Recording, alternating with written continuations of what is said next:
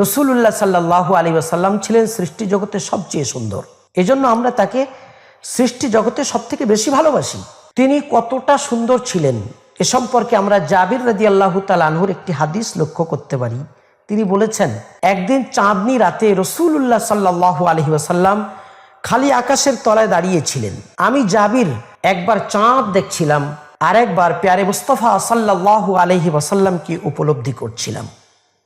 আমি তুলনামূলকভাবে বুঝতে চাইছিলাম যে চাঁদ দেখতে বেশি ভালো নাকি আমার রাসূল সাল্লাল্লাহু আলাইহি ওয়াসাল্লাম চাঁদের থেকে বেশি সুন্দর। জাবির রাদিয়াল্লাহু তাআলা আনহু বলেছেন, আমি বেশ কয়েকবার চাঁদ এবং রাসূল সাল্লাল্লাহু আলাইহি ওয়াসাল্লামকে তুলনামূলকভাবে উপলব্ধি করার পর বলে উঠলাম, নিশ্চয়ই রাসূলুল্লাহ সাল্লাল্লাহু আলাইহি ওয়াসাল্লাম চাঁদের থেকে অনেক সুন্দর।